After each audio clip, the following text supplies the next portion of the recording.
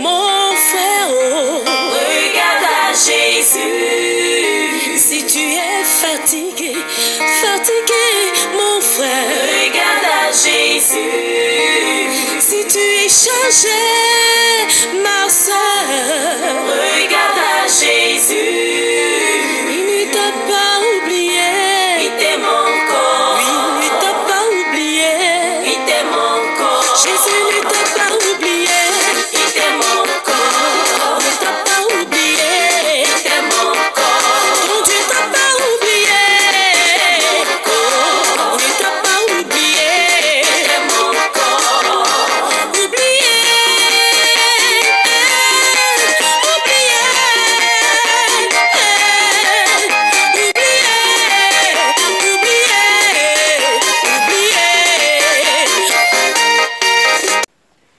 Bonjour et bonsoir, chers amis fidèles, chers internautes et tous ceux qui nous suivent au travers de notre site www.feuduparaclet.com.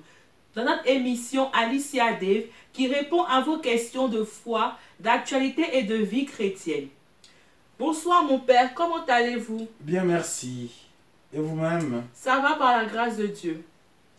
Lors de notre émission sur la servitude, vous avez parlé de plusieurs formes de servitude, notamment la servitude dans le couple. Beaucoup de personnes se posent des questions sur cette forme de servitude.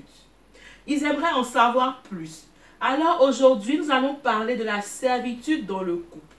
Mon père, j'aimerais savoir, qu'appelle-t-on servitude dans le couple? Concrètement, que veut-on dire par la servitude dans le couple? Merci pour cette question. Lors de notre dernière émission, en effet, j'ai parlé de la servitude dans le couple. La servitude dans le couple, l'esclavagisme dans le couple. La possession de l'autre dans le couple. Cela est d'une évidence incontournable. Dans le couple, il y a des couples où la femme n'est pas seulement soumise, mais esclave. Où l'homme n'est pas seulement celui qui commande, celui qui impose tout, mais aussi esclave. Prenons l'exemple d'un couple où la femme travaille, l'homme travaille, tous les deux travaillent. Mais toutes les charges sont supportées par la femme.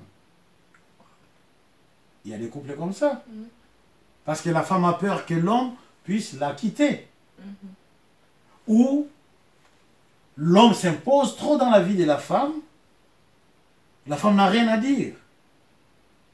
Il ne s'agit pas dans ces cas-là de la peur que l'homme quitte, mais parce que l'homme a pris trop de place, l'homme s'impose, la femme n'a plus rien à dire.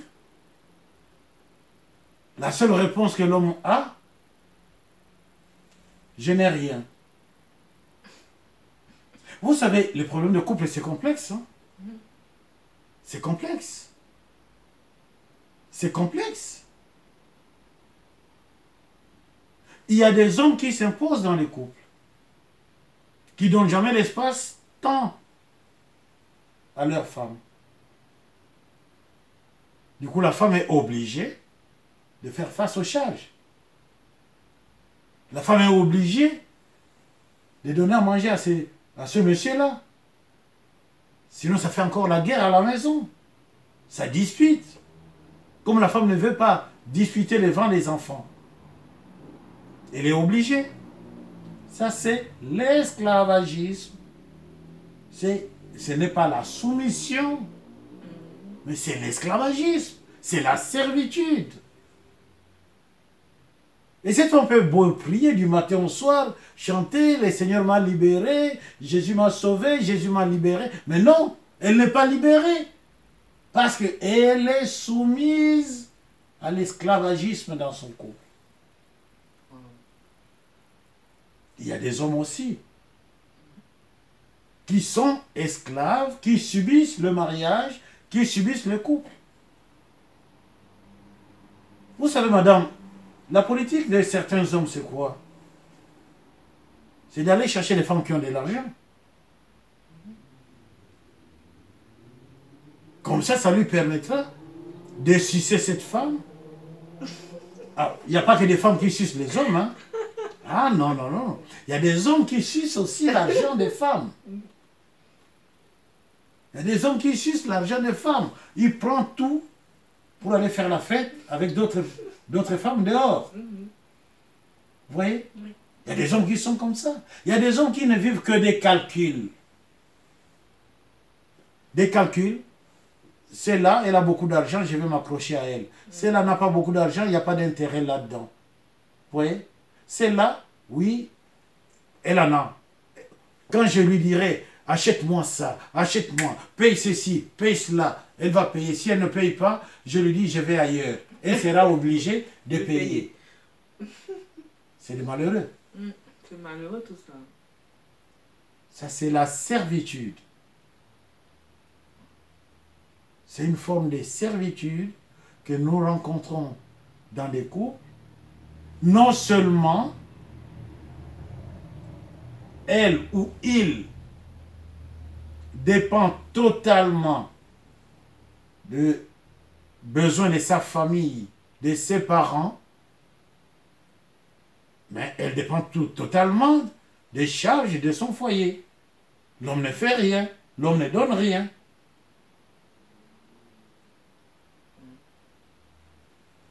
Je ne savais pas que ça existait, ce genre de couple. Madame, ça existe. Ça existe.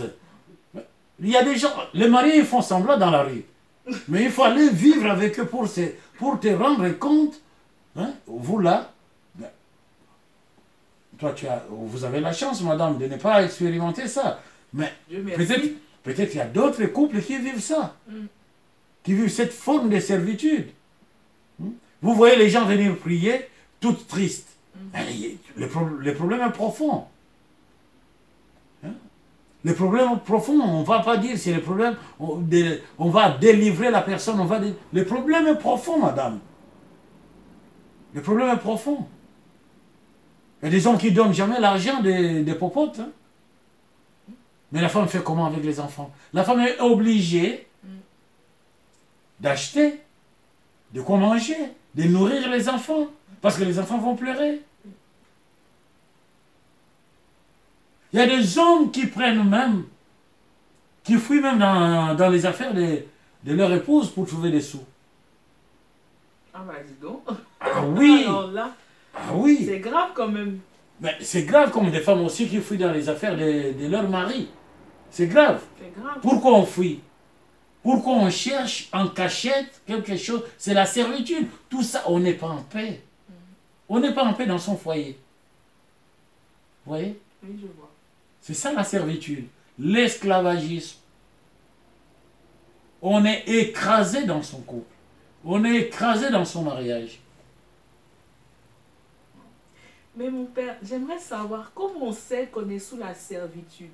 Par exemple, on sait que Dieu nous parle aussi à travers les rêves. Peut-on savoir à travers nos rêves qu'on est placé sous la servitude ou il existe d'autres signes pour savoir qu'on est sous la servitude? Pour savoir qu'on est sous la servitude, j'avais dit lors de notre dernière émission, il faut faire ce qu'on appelle d'abord l'examen de conscience. Chaque soir, prier avec un bloc-notes, faire le point de la journée, voir comment j'ai passé ma journée. Mais en dehors de ça, sous forme de rêve aussi, il y a des gens qui rêvent. Qu'est-ce qu'ils rêvent?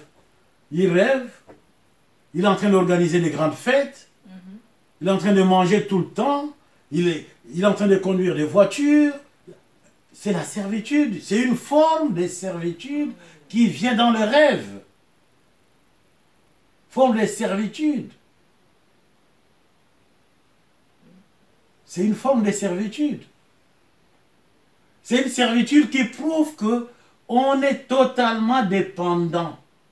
Vous savez, madame, vous pouvez héberger chez vous les membres de votre famille ou de la famille de votre mari,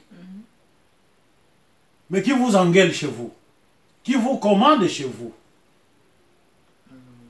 Vous comprenez ça? Oui, oui, oui, je vois. Même votre bonne peut vous commander chez vous à la maison. Pourtant, c'est votre bonne qui est au travail. Même votre chauffeur, même votre garde-corps. C'est la servitude, madame. Tout ça, c'est la servitude. Cela prouve qu'on vous a possédé. Donc vous êtes en otage. L'otage spirituel. L'otage spirituel. Vous savez qu'il y a des gens. La servitude, c'est compliqué, madame. Vous savez qu'il y a des gens qui prennent l'esprit. On prend votre esprit. On met ça dans la bouteille. On ferme la bouteille.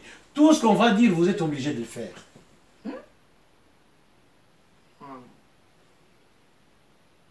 Mais posez la question aux gens. Il y a des gens qui ne pensent que dès qu'il a un peu d'argent, au lieu de penser à son foyer, il pense tout de suite à sa mère, elle pense tout de suite à son frère. Première préoccupation, au lieu que ce soit la préoccupation du foyer, mais c'est la préoccupation des autres, servitude. La question se posait, est-ce que son esprit n'a pas été saisi quelque part et enfermé dans la bouteille? La question à poser, est-ce que son esprit n'a pas été saisi quelque part et transformé en quelque chose? Et cette question, il faut la poser à qui? Au Christ. Au Christ. Parce qu'on rêve, on est tout le temps en habit de marié, on est tout le temps en fête, mais on ne se marie jamais. Mais on rêve tout le temps en train de célébrer des mariages. Mais on ne se marie pas. Ah bon? Ah, ça doit poser question. Comment je me marie seulement la nuit? Et non, le jour. Je suis en train de rêver que la nuit, ça se passe bien, je me marie, une grande fête, très bien. Mais les jours, personne ne m'appelle, les jours, personne ne me propose un mariage. La servitude. C'est une forme de servitude. Là, il faut relire sa vie. À qui je ne dis jamais non. Dès que la personne demande, je peux m'endetter pour cette personne-là. C'est ça la servitude, madame. C'est ça se retrouver dans la situation du peuple d'Israël en Égypte. La servitude, c'est terrible. En Égypte, il y avait la construction des pyramides. Vous voyez la construction des pyramides, madame? Il faut trouver la base pour que les sommets tiennent. Oui. Il y a eu combien de morts? Mais celui qui est sous la servitude, c'est une mort douce et lente. La servitude, mort douce et lente. Donc vous voyez la personne en train de marcher, vous dites la personne est vivante, mais non.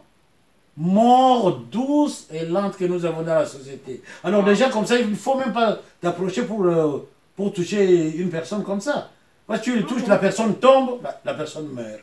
Et c'est toi qui as des problèmes. À ce point-là? Ah! Madame, vous voyez les gens. Il y a des gens qui sont comme... Vous voyez quand on était enfant, hein? Souvent, on prépare, les parents ont l'habitude de préparer les pâtes là. Oui. Bien placées dans l'assiette. Tu viens, tu manges en dessous là. On a mangé la pâte en dessous, on a laissé la forme. Il y a des gens comme ça. Vous voyez la personne en train de marcher dans la rue. Non, on a mangé. Ah, d'accord. Vous touchez, la personne tombe. Vous avez des problèmes, madame. La servitude, c'est terrible. C'est terrible, ça. C'est la possession.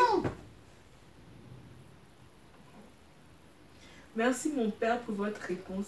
Mais tout à l'heure, vous avez dit que on pouvait mettre l'esprit de quelqu'un, enfermer l'esprit de quelqu'un dans une bouteille. Du coup, ça a placé la personne sous la servitude. Moi, j'aimerais savoir comment cela se fait. Comment on place quelqu'un sous la servitude? Quelles sont les origines de la servitude? Les origines de la servitude sont multiples. Sont multiples. Vous avez la servitude qui vient communément de ce qu'on appelle la sorcellerie. Des gens qui mangent la nuit, qui font des grandes fêtes la nuit. Des gens qui prennent l'avion la nuit. J'ai pris l'avion, je suis allé dans tel pays, je suis rentré. Mais pendant ce temps, la personne n'a pas d'argent. Mais la nuit, la personne prend l'avion. Vous voyez? Il y a cette forme des servitudes. Il y a une autre forme, l'origine des servitudes, qui fait que la vie soit bloquée. On est bloqué dans sa vie. Rien ne marche. Dès qu'on a un peu d'argent, on a quelque chose, on ne pense pas à soi, on pense tout de suite aux autres. Tout le monde doit être bien. Vous savez, il y a des gens qui ont beaucoup travaillé dans la vie, mais qui sont morts sans avoir acheté une maison. Mais vous vous rendez compte, si vous commencez à travailler dès l'âge de 25 ans, bon, moi j'ai commencé à 21 ans, mais une personne qui a commencé en même temps que moi, à 21 ans, à la fin de sa vie, la personne se retrouve sans maison. On va le jour de ses obsèques, on va mettre le corps où? Où est-ce que les gens vont se rassembler pour honorer ce qu'il a été sur cette terre? Pourtant, il avait des moyens. Sous l'esprit de servitude. Il y a des gens qui sont dans la servitude de possession. Ils ont beaucoup de maisons. Ils ne se posent pas la question, quand est-ce qu'il va dormir dans toutes ces maisons? Et la Bible dit, ils ont donné même leur nom à des terres. Ça c'est le psaume, hein? Ils ont donné même leur nom à des terres. C'est-à-dire, ils ont travaillé durement jusqu'à faire des calculs, comment voler, comment tricher, comment faire des négociations obscures. Il y a des gens comme ça, ils ne sont pas libérés. Il y a des gens comme ça qui vivent dans des calculs terribles. Après, il va dire, oui Seigneur, je suis en train de te prier, Seigneur. Oh, le Seigneur dit, mais fous-moi la paix. Ah oui, il y a des gens à qui le Seigneur dit, fous-moi la paix, je m'occupe d'autres personnes. Mais comme le Seigneur ne parle pas, on ne peut pas entendre qu'il est en train de dire « fous-moi la paix ». Mais je pense qu'à beaucoup de gens, ils disent ça. Je pense que ça, mon père. Hein? Parce qu'il y a beaucoup de gens qui embêtent Dieu. Il y a beaucoup de gens qui ne savent pas quoi raconter, ils embêtent Dieu. Et du coup, ils empêchent ceux qui devraient prier à prier normalement. Parce que le Seigneur est attentif à tout le monde. Mais si ceux qui sont sous la servitude, qui volontaire, la servitude volontaire. Maintenant, vous vous rendez compte, vous décidez dans votre vie d'être dans la possession.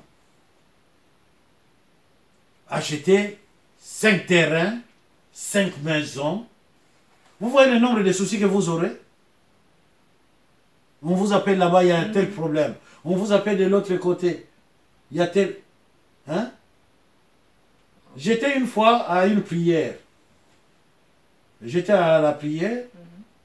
Puis je vois un monsieur qui court. On le laisse passer. Avec un bout de papier. Allez remettre le bout de papier au prédicateur. Le prédicateur prend le bout de papier. Pendant ce temps, et les modérateurs commentaient. Les modérateurs commentaient, le prédicateur prend le bout de papier, il lit. Qu'est-ce qu'on lui dit? On lui dit, la maison a pris feu. Mais il n'a même pas eu le temps, c'est lui qui devrait nous enseigner la parole de Dieu. Il n'a même pas eu le temps de s'excuser. Avec le bout de papier, il s'est mis debout tout de suite. Qu'est-ce qu'il a fait? Il est parti. Mais madame, Vraiment l'histoire de Dieu est compliquée. Hein? compliqué tout ça. Aimer Dieu, c'est être libéré. Libéré de tout. Libéré de tout. La maison a pris feu. Et nous, on croyait que la maison qui a pris feu, on n'a pas su. C'est à la fin de la prière, il y a eu du bruit. Non, non, non, non, non. Vous connaissez la radio, le nanana. Puis on découvre qu'il est parti parce qu'il y a une de ces maisons qui a brûlé. Une de ces maisons. Mais lui-même, il ne travaille pas. Mais il a déjà des maisons. Vous comprenez? Il a abandonné les brebis et la parole de Dieu pour aller sauver quoi? La maison. Une de ces maisons. Une de ces maisons. Et les pompiers sont où? Ils pouvaient dire, bon, ça a pris feu, mais moi je suis aux affaires de mon père. Le Christ avait dit ça, non? Oui. Ah, vous me cherchez, je suis aux affaires de mon père. Chaque chose a son temps. Il allait dire, bon, appelez les pompiers. Il nous a abandonnés, il est parti. Le modérateur a continué à modérer. Parce que lui-même, le pauvre modérateur ne savait pas ce qui est arrivé. Il a continué à modérer. À un moment, on dit, bon, voilà, on va donner l'offrande. On a mis les champs de l'offrande. Alors, chacun commençait à faire quoi? À donner. Moi, j'ai dit, aujourd'hui, je ne donne pas. Ben, lui qui allait... Parce qu'après avoir modéré, c'est l'enseignement. Oui. Mais on n'a pas eu l'enseignement. Ouais. Il est parti. Je vais lui donner l'argent en base de quoi? Vous comprenez, madame? C'est l'origine des possessions, d'esclavagisme qui entraîne au blocage. Ça entraîne au blocage. Ça entraîne au blocage. Pensez-vous, madame, si moi je n'ai pas l'Esprit de Dieu, je prie sur vous. Pensez-vous que ça va se réaliser? Je prie sur vous avec l'esprit de Satan qui va commander dans votre vie. Heureusement, vous avez trouvé la réponse. C'est Satan qui commande, non? Oui, c'est Satan qui commande. Voilà les deux. Madame, il faut lire les livres d'Apocalypse pour comprendre les choses. Satan commande, mais on ne les voit pas. Ce sont ces anges, ces disciples, dirais-je, qu'on voit. Ils réalisent les mêmes effets. C'est pas pour rien qu'on avait dit au Christ, mais il est en train de faire des miracles avec l'esprit de Belzéboul. Belzéboul, c'est qui? C'est les démons. Donc les démons font aussi des miracles. Vous croyez que ces miracles, c'était dans le passé? Aujourd'hui aussi. Servitude. L'esprit de servitude. L'esprit de servitude. Ça bloque. Ça bloque. L'esprit de servitude. Au niveau des blocages, madame, c'est énorme. C'est énorme. Vous pouvez être là. Vous trouvez... Bon, c'est pas votre cas, c'est un exemple que je donne. Je donne des exemples comme ça pour que les enfants de Dieu se retrouvent. Il y a des filles qui sont devenues des grandes femmes à la maison. Vous savez pourquoi? Elle trouve un garçon, sa mère dit, pas celui-là. Elle trouve un autre garçon, sa mère dit, pas celui-là. Elle trouve un autre garçon, sa mère dit, il n'y a que la maman qui parle, pas celui-là. Le papa ne dit rien. Donc, on est né seulement de la maman. Papa doit se prononcer. Mais papa ne se prononce pas. Tout s'arrête au niveau de mon... Maman dit, madame, il faut lire. Quel est l'esprit qui est chez la maman? Elle peut être maman, mais elle possède le poids de des générations de sa famille. Même si elle a été mariée, le poids des générations de sa famille peut jouer. Elle peut être à la fois votre mère, mais votre source aussi de célibat. C'est la servitude. Parce qu'on n'écoute que ce que maman va dire. On n'écoute que... Vous savez, il y a beaucoup de femmes ont atteint 30 ans, 35 ans, 40 ans chez leurs parents. Pensez-vous que ces femmes-là ne sont pas belles? Il y a un souci, hein. La servitude encore. Avec les parents, même maison. Puis le papa se retrouve face à combien de femmes? 2 femmes, hein? Femme dans la maison. Ah mais, vous regardez votre épouse, puis vous regardez votre fille, vous dites, c'est égal et pareil. C'est 2 grandes femmes qui sont dans la maison. Puis le papa se pose la question, finalement, quelle est la véritable femme que j'ai mariée?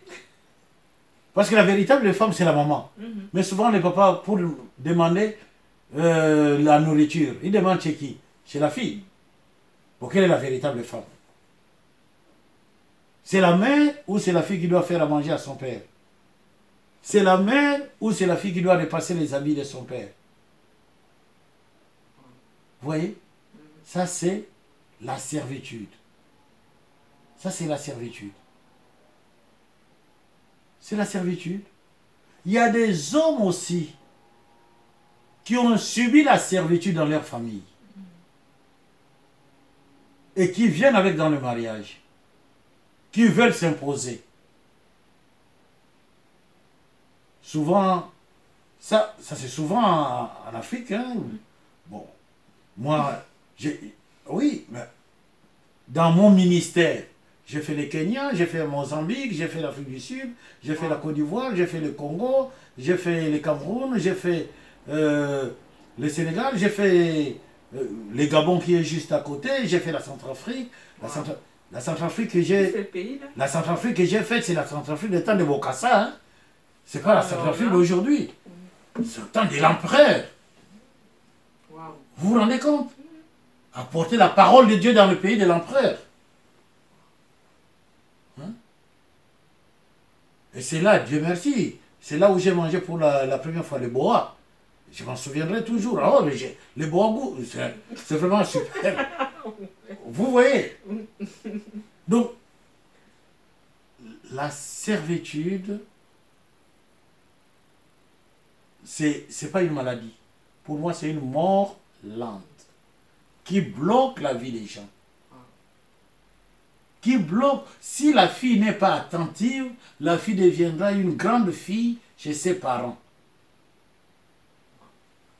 La fille va sacrifier son discernement, son intelligence, en écoutant bêtement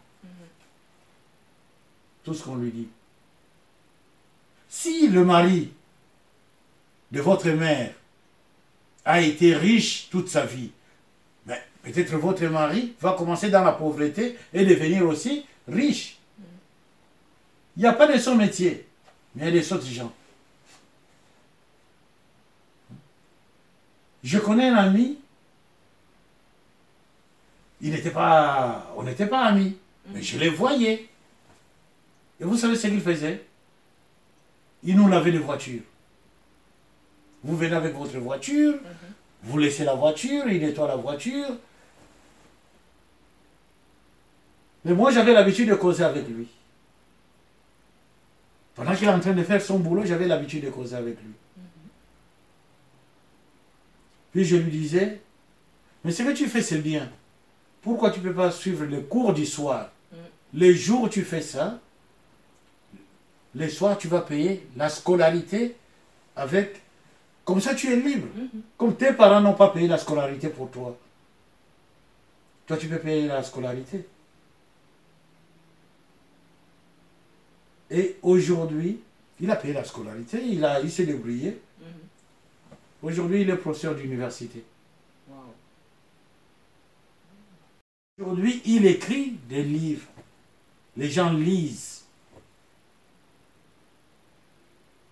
La servitude peut venir de la famille. On commence par vous raconter votre vie. Vous avez souffert, vous avez fait ceci, vous avez... On vous parle seulement de la souffrance. Est-ce que votre vie a été seulement la souffrance? Non. Mais les jours de votre naissance, c'était quand même la joie. Mhm. Les jours de votre baptême, c'était la joie. Oui. Même si vous n'avez pas eu l'occasion de fêter vos anniversaires. Mais il y a eu des moments de joie aussi. Oui. Mais pourquoi vous parlez seulement de la souffrance? Oh, nous avons cotisé pour que vous alliez en Europe. C'est tout le monde qui a cotisé, c'est toute la famille qui a cotisé. Dès que vous arrivez en Europe, pensez à nous. Mais on vous dit de penser à nous, ils oublient qu'en Europe, les gens paient les impôts. Oui, c'est ça. Puis c'est fréquent ça en Afrique, mon père. Mais ça, c'est la maladie des Africains. Je préfère qu'ils suivent. Dernièrement, j'ai dit à un garçon qui est venu me voir, qui avait des soucis. Dans ma famille, il y a des soucis, il y a ceci, il y a cela. Je lui ai dit, il y a des soucis, oui. J'ai dit, ah bon? Dans ta famille, il y a des locataires? Mais toi, ici, tu es locataire. Appelle ta famille, tu leur dis, c'est moi, j'ai des problèmes, je ne peux pas payer le loyer. Parce qu'à bientôt, c'est le mois de mai, les impôts vont tomber. Appelle.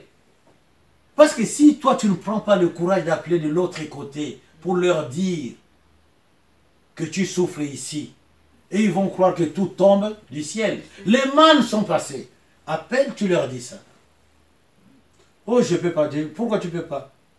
Oh, quand je suis venu, il y a telle tante qui avait donné un peu d'argent, tel oncle avait donné, tel... Tu dis, mais effectivement, tu appelles pour leur dire, vous avez donné l'argent parce que vous êtes de la famille de mon père et de ma mère. Vous avez reconnu que je suis votre neveu. Mais moi, je n'ai rien. Donc, il ne faut rien attendre de moi. Ça, c'est la servitude. Les gens prennent la servitude de force. Vous voyez les gens en train de fumer, en train de boire, mais ils ont des problèmes profonds. Ne pensez pas qu'ils sont en train de boire comme des toucs. C'est pour rien. Mais non. Il y a un problème qui est caché là derrière. Il est en train de fumer. Il y a un problème qui est caché là derrière. Il faut aider la personne. Il faut aider la personne. Il y a des hommes qui sont dans la servitude. Ils sont mariés dans le foyer. Bon, la femme est là comme un sac de riz qu'on a déposé. Pour pas d'initiative. Elle ne fait rien. Alors, l'homme tourne la tête. L'homme se dit, mais qu'est-ce que je vais faire? La femme n'a pas d'idée. Cette femme, ça... Mais c'est compliqué. C'est compliqué. Vous entendez? C'est elle qui va apporter la poisse. Mais elle a apporté la poisse. Tu es allé la chercher pourquoi? Il faut la délivrer. Il ne faut pas la laisser. Il faut la délivrer. Vous voyez? C'est tout ça qui conduit à la souffrance, que rien ne marche dans la vie des gens, que les gens sont toujours aigris, malheureux. Il y a des gens qui marchent tout le temps front fermé comme si c'était l'hiver. Vous voyez, vous dites, c'est pas possible. Il a vieilli avant l'âge. Toujours front fermé. Pourtant, ce n'est pas l'hiver. Ce n'est pas l'hiver. Ce n'est pas l'hiver. Il y a des gens qui ne peuvent pas faire 3 jours en paix parce qu'on n'a pas téléphoné dans sa famille. Ah non. Ah non. Dès qu'il y a 1 euro, la personne court tout de suite à la cabine téléphonée. Servitude. L'esprit de... Et si vous suivez très bien, vous priez avec ces gens-là, c'est les gens que la famille a utilisés comme fauteuil. Puis, le matin, va se réveiller. Non, j'ai des maux de tête, j'ai mal ici, et torticolis. Non, ce n'est pas torticolis. Tu as été vendre ici des paniers de poissons. Ou, après tu dis torticolis. C'est la servitude, ça. Vous comprenez, madame? Ça, c'est des cas. Ce n'est pas des cas à dire, bon, ça, des cas, on va prier, ça va sortir avec la prière de délivrance. Non. Ça, c'est des cas terribles, c'est des cas d'exorcisme, ça. Il ne s'agit pas seulement de la délivrance, il s'agit d'arracher les démons qui est implanté dans la personne. Dieu, qu'est-ce qu'il a fait pour délivrer le peuple d'Israël? Non seulement il les a sortis, mais il a arraché son peuple de la main de qui? De Pharaon. Il faut arracher. Il y a beaucoup de gens qui ne savent pas la prière d'arracher, arracher. Ils ne savent pas. Mais c'est une prière qui existe. Oui, madame. Voilà ce que je peux vous partager au sujet de la servitude qui est en train de détruire la vie de beaucoup d'enfants de Dieu. Mon père, tout à l'heure, vous avez dit que la servitude entraînait des blocages dans la vie des gens qui sont sous la servitude. Mais quel type de blocage la servitude apporte? La servitude, j'ai donné l'exemple de la fille qui ne se marie pas. Et là, ça me fait penser à un cas que mon ami, le révérend pasteur Tinon, vient de me poser cet après-midi.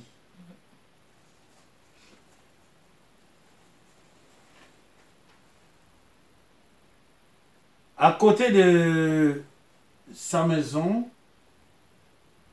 il a toute une famille qui est là. Aucun enfant n'a quitté la famille depuis leur naissance. Ils sont en train de... Personne n'est marié, mais ils ont tous des enfants. Ils ont tous des enfants. Il me dit, certains ont trois enfants, d'autres 4. Les 2 garçons de la famille qui ont 3 enfants, d'habitude quand on a des enfants, les enfants restent chez leur mère. Oui. Mais là, c'est le contraire. Ils ont eu les enfants. Les mamans des enfants sont venus abandonner les enfants chez leur père. Ils ont allé faire leur foyer avec d'autres messieurs. Et il me dit, mais ça c'est sérieux? Qu'est-ce que je peux faire pour cette famille? C'est la question qu'il me pose. Donc vous voyez, ça devient le souci d'un pasteur. Qu'est-ce que je peux faire pour cette famille?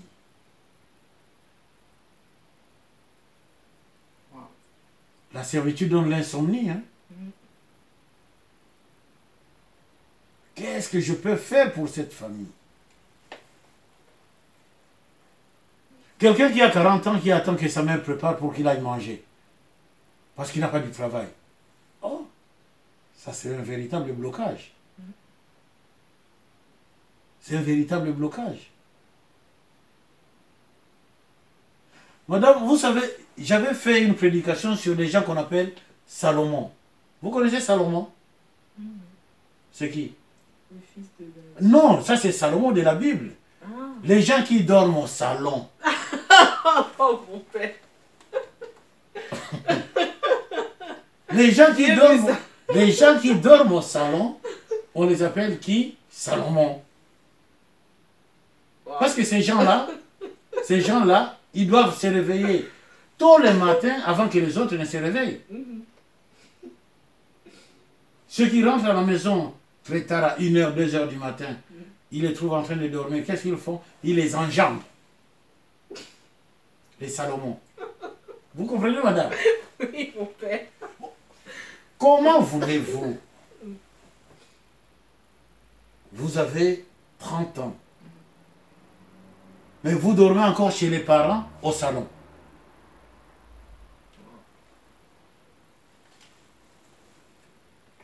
Ne pensez-vous pas que c'est un véritable blocage?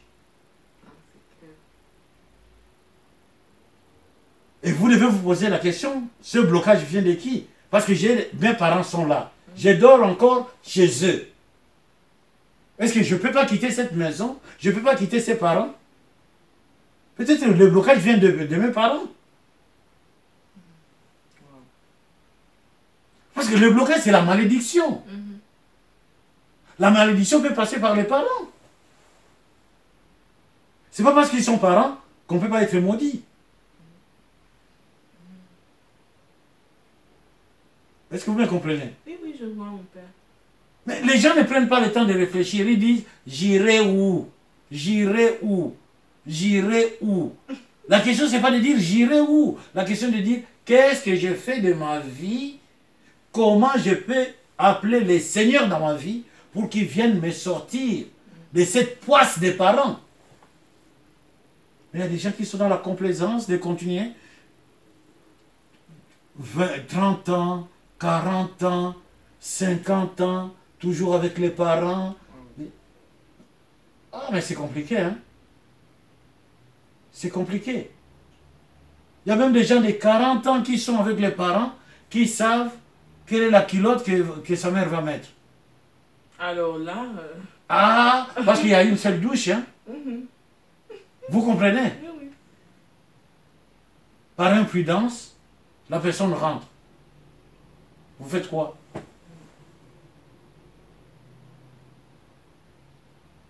Moi, le papa, je vois ma fille qui a cet âge-là, chez moi à la maison, je la fous dehors.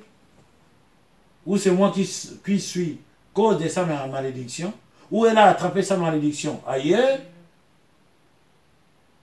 ben, je l'envoie à la délivrance. Je lui dis, va à l'église, va chercher la délivrance. Parce qu'ici, chez moi, tu n'arrives pas à t'en sortir. Peut-être à l'église, tu vas t'en sortir. Dans une vie de prière. Va confesser. C'est à l'église qu'on confesse. Maintenant, vous allez confesser à la maison, si déjà votre maison est hantée. Vous allez confesser. Qu'est-ce que vous allez confesser? Vous allez dire, Seigneur, prends pitié, prends pitié. Mais la maison est hantée. C'est pourquoi moi je dis, moi j'aime pas trop qu'on blague avec Dieu. Dieu est trop sérieux. Dieu est vraiment sérieux. Il faut le prendre au sérieux. Si on le prend au sérieux, il nous prend aussi au sérieux. Même s'il nous aime, mais c'est bien de le prendre au sérieux. Pour qu'il nous prenne toujours au sérieux. Voilà un type de blocage. Mais ça va loin, madame. Il y a des gens qui ne mettent pas au monde, qui ne se posent pas de questions. C'est l'esprit de servitude. L'esprit de servitude. Parce que tu ne donnes pas à telle personne, tu ne donnes pas à telle personne te demande, tu ne donnes rien. Telle personne te demande, tu ne donnes rien. Du coup, ça commence à faire quoi? Ça commence à créer la peur, l'angoisse. On n'est plus dans des dispositions normales pour recevoir les bons fruits que Dieu veut nous donner. Pourquoi? Parce que on s'est laissé prendre par la servitude. Tu entendais fausse couche. Oh. Là, vous êtes en train de me pousser dans l'exorcisme, mais on s'arrête là, madame. On s'arrête là. On fera une autre émission sur l'exorcisme, pourquoi pas? L'exorcisme, c'est un monde qui est compliqué. C'est un monde qui est compliqué. Personne ne maîtrise l'exorcisme. Personne. Ni celui qui prie, ni celui sur lequel on prie. Il n'y a qu'une personne qui maîtrise ça, c'est Jésus-Christ, qui est en train de travailler, pleinement habité par l'Esprit Saint et le Père. Voilà ce que je peux vous répondre autour des blocages qui viennent de la servitude. Merci mon Père de nous avoir éclairés sur la servitude. Nous remercions tous ceux qui nous suivent, tous nos fidèles internautes, tous ceux qui soutiennent l'évangélisation. N'hésitez pas à consulter notre site et à vous abonner à notre chaîne YouTube. Vous trouverez également sur notre site et notre chaîne d'autres vidéos, la première vidéo sur la servitude ainsi que le mariage. Merci de nous avoir écoutés et merci d'être venu à notre émission mon Père. Merci beaucoup madame. Merci, toujours disponible pour répondre à vos questions. Au revoir mon Père. Au revoir.